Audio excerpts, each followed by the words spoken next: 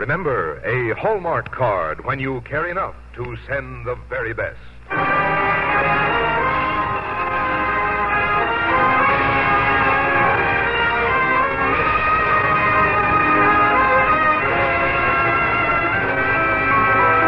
Tonight from Hollywood, the makers of Hallmark greeting cards bring you Richard Widmark in Irvin Anthony's Decatur on the Hallmark Playhouse.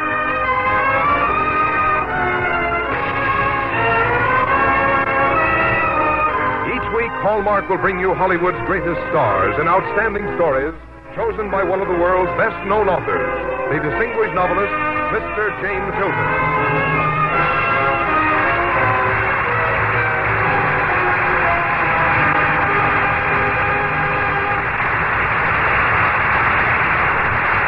Good evening, ladies and gentlemen. This is James Hilton. Tonight on our Hallmark Playhouse, we tell the story of an American naval officer, Stephen Decatur, and we have used in doing so the book about him written by Irvin Anthony. Decatur, as every American knows, was one of the first heroes of the American Navy. He won his fame against the pirates of Tripoli in what has been called the greatest little engagement in naval history.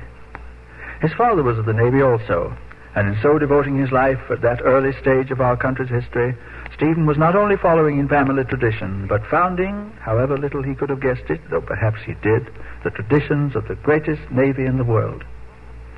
Today, when those traditions are more honored than ever, and when our country's need of a strong navy is as great as ever, is a good time to honor the memory of Stephen Decatur. And to play the part in our story tonight, we are fortunate to have that fine young Hollywood actor, Richard Widmark. And now a word about Hallmark cards from Frank Goss before we begin the first act of Decatur.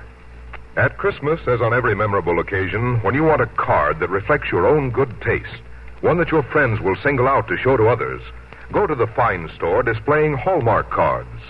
Shop in the comfortable knowledge that Hallmark cards are always socially correct and warmly received. For that Hallmark on the back carries its own tradition.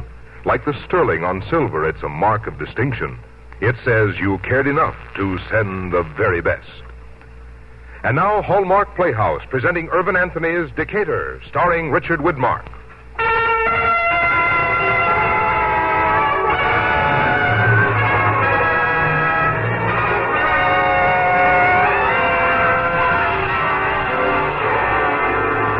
Susan, I want you to know I love you. I want you to know it and remember it. Stephen, what are you doing up at this hour? It isn't even light out.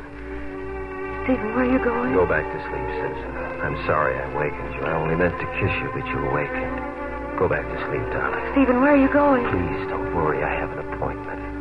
I hope to return long before it's time for you to get up. Go back to sleep, darling. What kind of an appointment? Who with? Goodbye, darling. Stephen?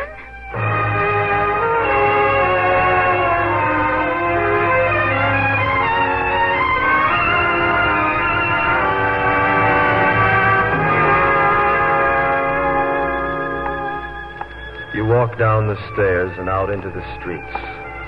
It is still dark and there is no one in sight. Behind the shaded windows, people are sleeping and dreaming of the morrow. For them, tomorrow may come. But this may be the last morning of your life. Your footsteps sound unreal and eerie, echoing on the damp cobblestones. You shiver a little, and you pull your cloak closer about you. And you wonder by what road you came to this morning. Then suddenly, with a startling clarity, you see the road and yourself at the end of it. And you hear yourself, a youth again, saying the words that led you toward this destiny.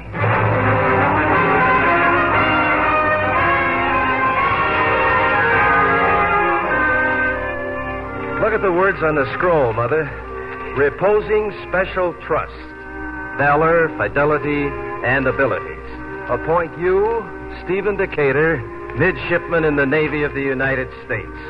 And you are to serve and follow such orders, etc., etc., according to the rules and discipline of war and the usage of the sea. And there's the President's own signature, John Adams. War and the usage of the sea. The sea. But, Mother, it's life. Life at its fullest and most exciting. Oh, you'd know, Mother. You'd know if you'd ever stood on a quarterdeck with a white sail filling the wind above you, and the sun on your face and salt on your lips, and all the world waiting for you beyond the prow of your ship. You'd know if you'd ever ridden out a storm. You and your ship, flesh and wood, braced against the weather. You'd know if you'd ever lain on a deck at night and watched the mast of your ship move slowly past the stars. When a boy feels like that, he can't be kept on land, then. I know. When we were young, the sea was your mistress. And so it will be with our son. Well, if you would have me stay, I'll stay, Mother. Bless you for that. But I'll not keep you, Stephen. A man must choose his own destiny, regardless of the tears of women. God go with you. And Congress has voted to give the Navy 3 frigates. It's a beginning at last of a Navy for the United States. And what's the first mission of this Navy? To protect our commerce, to keep the French from capturing any more of our merchant ships. Do you realize they've captured over 300 of our merchant ships? Taken them to their own ports and sold them? How long can a situation like that be tolerated? We'll stop them now. Well, who's the captain of your ship, boy? John Barry. I'm assigned to the frigate, the United States. You'll be with one of the finest naval men in the country. It's an infant navy, I grant you that. But I can look back to the days of the Revolution when the Navy was so small that even John Barry didn't always have a command. But we're on our way now. Yes, sir, we're on our way now.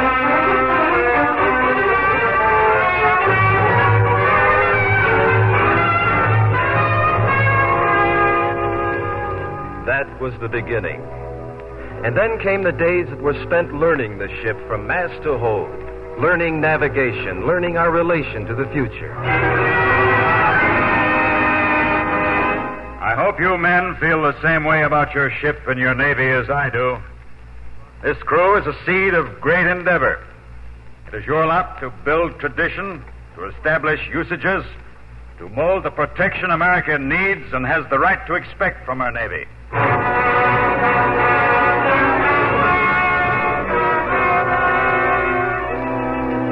Days of fair winds and days of storm. Days when the eyes searched the horizon for the enemy and finally found him. Brace out! Fire!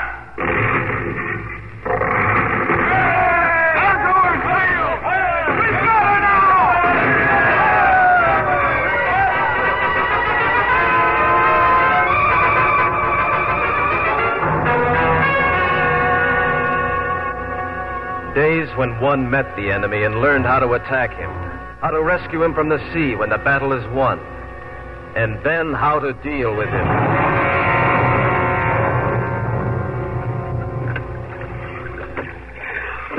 Why did you fire on us? Sit still until I swing this boat around.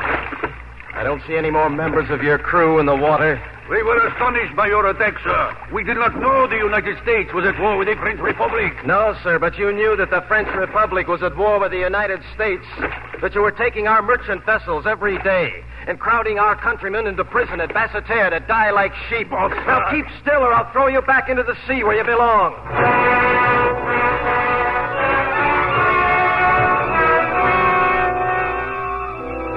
Days spent in the service of the Navy at sea. And at the end of them, glory. Stephen Decatur, it is my pleasure to inform you that the President of the United States has appointed you lieutenant in the Navy of the United States.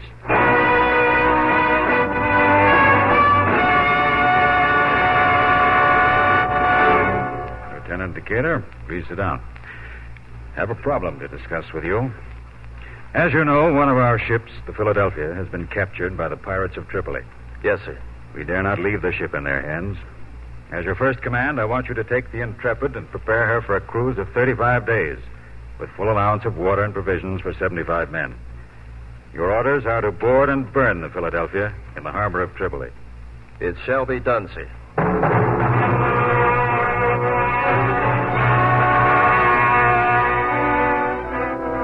I walked out of Captain Barry's quarters with excitement pounding inside me. I was proud to have been chosen. And I was young enough to feel a sudden oneness and fellowship with the Greek triremes and the Roman galleys, with all the men in centuries past who sailed for country and for adventure. The will of my commander was at my shoulder, strong with trust. And as I crossed the deck, through the late afternoon mists, I could see the flag of my country. A young flag, the youngest in all the world. And I stopped to salute it, thinking, I'll not break faith with you or what you stand for. We'll show the world that we are a strong people, and that those who fail to treat our flag and our ships with dignity and respect must pay the consequences.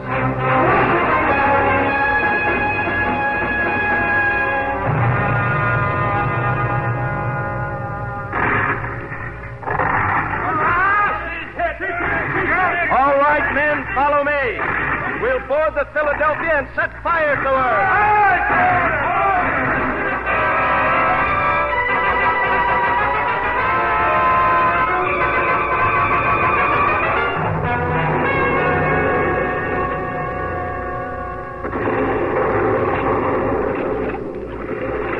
We got off to Philadelphia just in time, sir.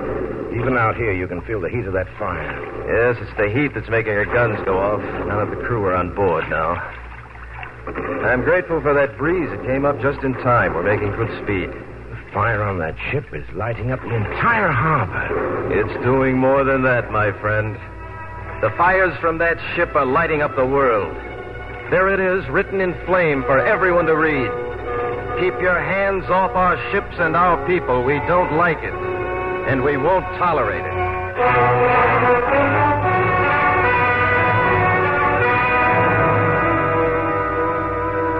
It was Indian summer when I came home on leave. By then I had been promoted to captain, and I was entertained with some of my officers by Mayor Wheeler of Norfolk. I had only to look in his daughter Susan's eyes to know that here was the beginning and the end of all things for me. Do you think they've missed us at the party? I'm sure that Mother has. You know, I just realized we've completely forgotten all the proprieties. A well-bred lady doesn't leave a house full of guests to go walking beside the sea with a man she's known such a short time. Oh, but I feel I've known you a long time. Why, when I met you tonight, I even felt I recognized you. Oh, Stephen, that's a sweet compliment. No compliment at all. I'm not good at compliments, just the plain truth. And that's another thing. I feel I have to tell you the truth, whether you like it or not. I didn't say I didn't like it. But perhaps I ought not to listen to it. Oh, but you must tonight, or else we have nothing to say to each other. Stephen, look out there. There's your world. You have to return to it, and I must remain in mine. Listen, Susan.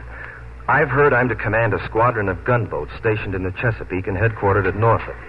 Now, that would mean a position on land so that I could... well, at least for the time being. For the time being. And then what? I don't know. How can a sailor ever know?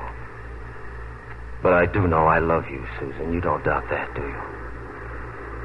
Or don't you believe it's possible at a first meeting like this? I wouldn't have believed so. Until tonight. Susan. You mean...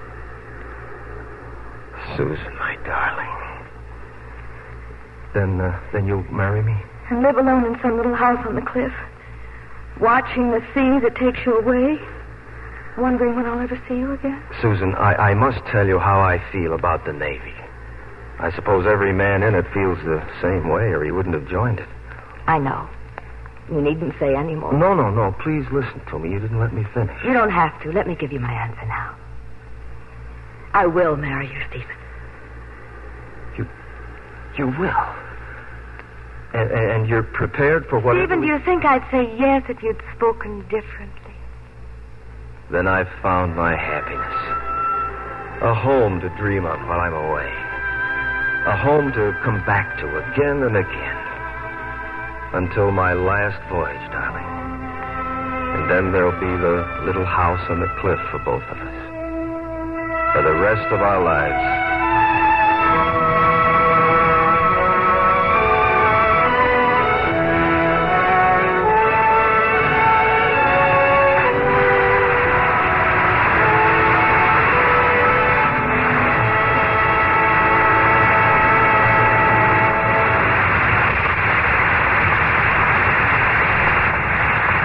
just a moment, we'll return to the second act of Decatur, starring Richard Widmark. Remember when you were little and your mother selected a storybook as the Christmas gift for your cousins, and how happy you were because Mother or Dad would read it to you first before it was wrapped for Christmas giving?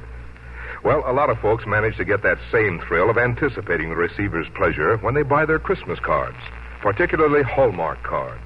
It's fun to go over each card and say, "This reminds me of the time Fred and I fell into the pond while skating. I think I'll send it to him." Or, "Why, if this doesn't look just like Carol when she played the angel in the school play, let's send it to the Sawyers." In the Hallmark collection of Christmas cards, you'll find merry Santas and snowmen, cards that depict the hushed stillness of a country church in the snow, the glowing warmth of a Yuletide log crackling on the hearth, or the angel serenading the newborn babe.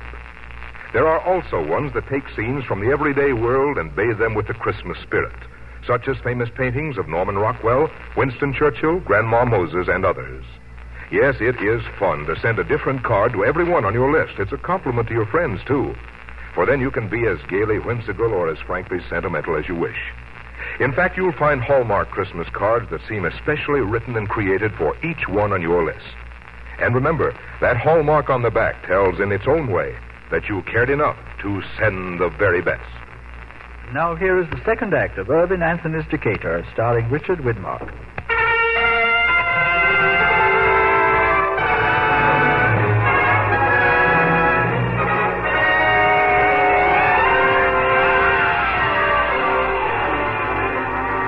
You wonder by what road you came to this morning. And then suddenly, with startling clarity, you see events long past, all leading to this destiny. You see the one woman your heart will hold eternally standing beside you in her bridal white.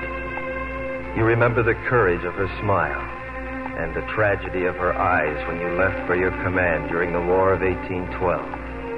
You remember the acrid, bitter smell of cannon smoke and the deafening thunder of cannon in your ears. You remember the feeling that rose inside you when you glimpsed the flag you followed through the smoke of battle.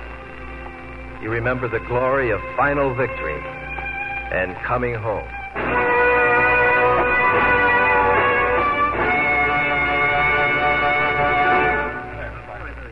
Commodore Decatur, your countrymen have met in this room tonight to do you honor.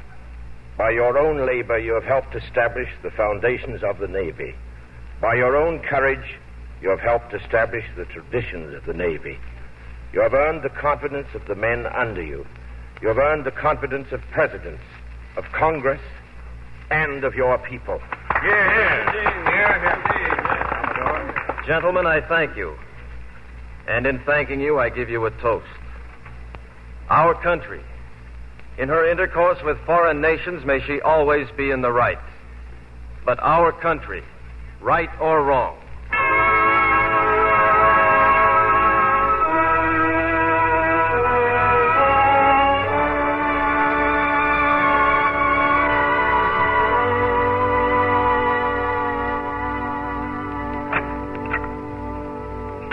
Darling, how was the banquet? the food was excellent, but a little too rich. And so I'm afraid with the speeches. I see. Oh, I almost forgot. James Barron is waiting to see you in the sitting room. Oh? All right. Well, Commodore Decatur, I believe. Sit down, Baron. What brings you to my door? How does it feel to hear the cheers of the multitude? I knew once, but I've forgotten. Why did you come here? What do you want? Stephen, you served under me in the Mediterranean. We were friends then. There's a ship ready for a commander, the Columbus. I want that command. I see. Baron, you were tried by court-martial at the request of your own crew.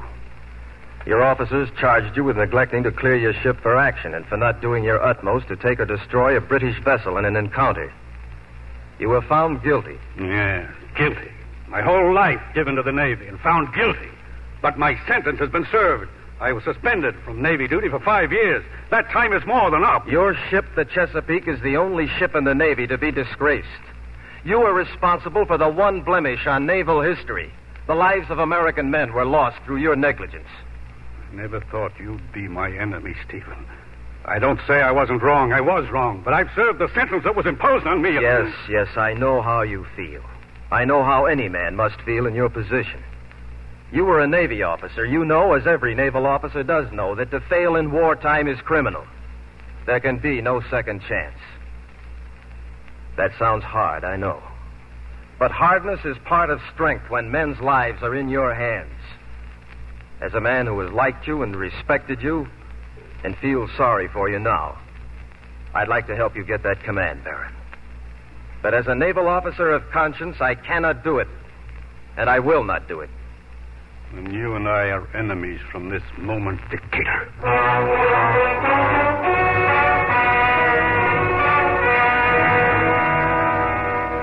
Mr. Stephen Decatur. Sir, I have been informed of various remarks that you have made in the intention of ruining my reputation. It is my opinion that these remarks call for redress from your hand. Under the circumstances, I feel that I am entitled to the choice of weapons, place, and distance.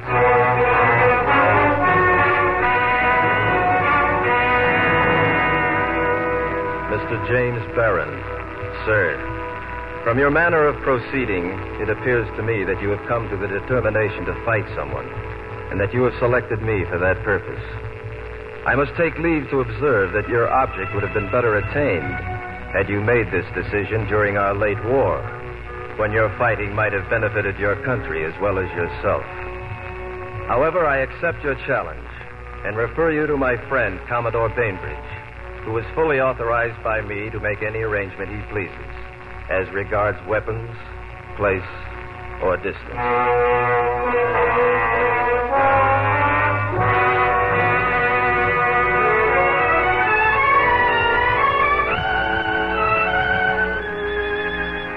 Susan, I've had a long tour of shore duty. There's a good possibility that I may soon be sent to sea.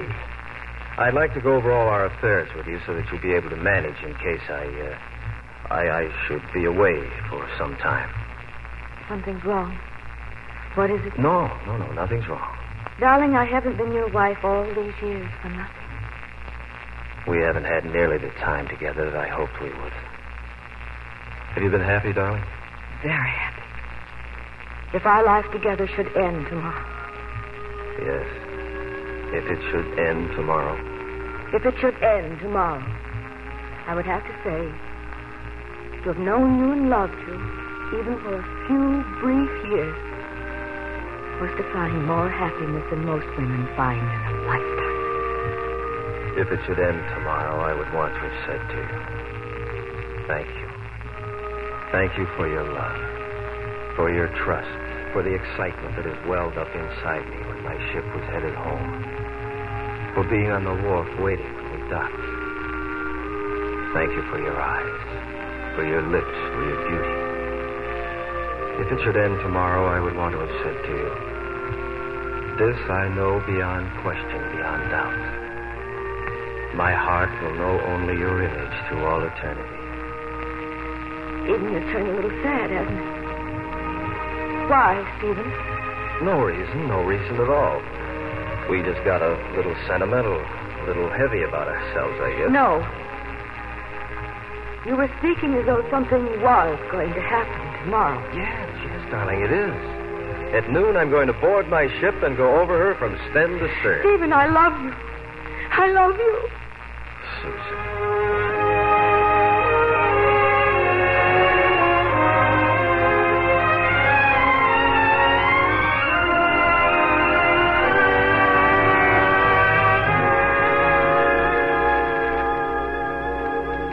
You walk down the street.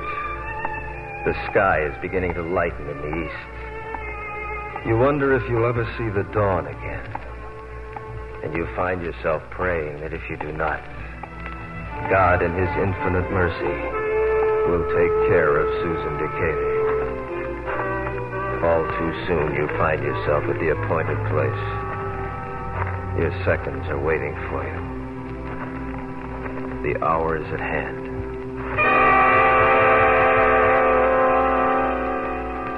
Good morning, Stephen. Good morning, Commodore Bainbridge. I can't tell you how I regret this morning's business. Then let me talk to Baron. It's not too late. But it is too late.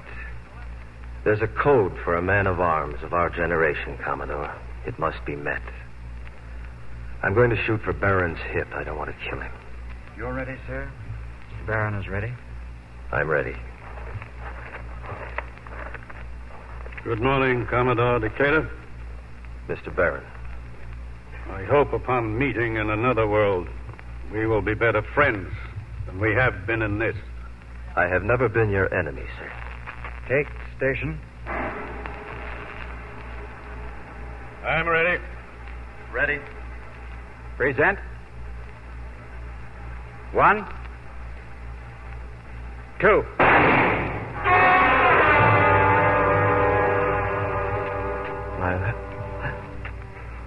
My last voyage. Susan. Stephen, the doctor's here. Let him help you. My last voyage. Stephen Decatur died on March 22nd, 1820. He need not have died except for a point of honor. Many other men have died like this. He's perhaps best known for those famous words of his, "Our country, may it always be in the right, but our country, right or wrong." Many men, too, have felt like this and have so given their lives. And this is certain, that as a lover of his country and as one of her earliest heroes, Stephen Decatur's name will live forever in the history of America.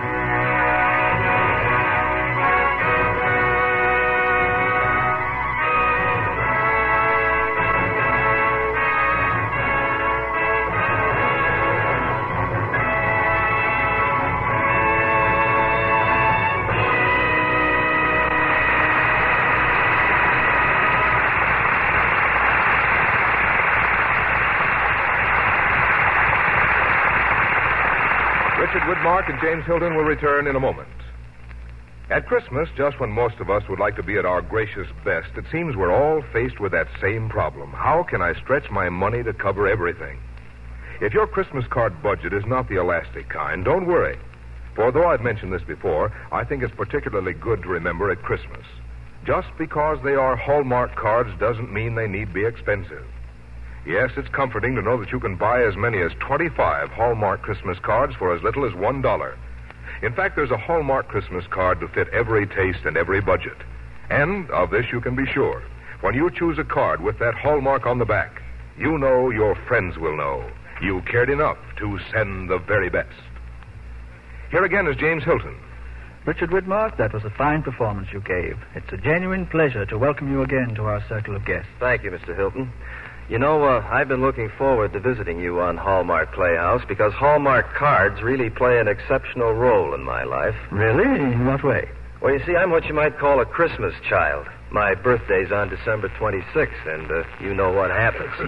Almost everyone combines my Christmas presents with my birthday presents. And if it weren't for the separate birthday cards I receive, I'd never have a special day at all. Well, I certainly see what you mean, Dick, and we're glad that Hallmark cards meet the problem for you so well. For those double presents you get on Christmas, Dick, remind your family to take a look at our double page in Life this week. It might give them some ideas on wrapping your gifts because it shows the beautiful Hallmark coordinated gift wrapping sets. I'll do that, Frank. Now, what do you have for next week, Mr. Hilton?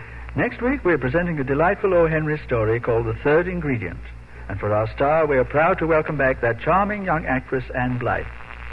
Our Hallmark Playhouse is every Thursday. Our director-producer is Bill Gay. Our music is conducted by Lynn Murray. And our script tonight was adapted by Gene Holloway. Until next Thursday, then, this is James Hilton saying good night. Look for Hallmark cards that are sold only in stores that have been carefully selected to give you expert and friendly service. Remember, Hallmark cards when you care enough to send the very best. Watch for Richard Widmark in the 20th Century Fox Technicolor production, Halls of Montezuma. The role of Susan tonight was played by Lurene Tuttle. This is Frank Goss saying good night to you all until next week when James Hilton returns to present Anne Blythe in O. Henry's The Third Ingredient. And the week following, Mildred Cram's The Promise, starring Robert Young. And the week after that, our special Christmas presentation, Hertha Pauli's The Story of Silent Night on the Hallmark Playhouse. This is CBS, the Columbia Broadcasting System. This is KMBC, Kansas City, Missouri.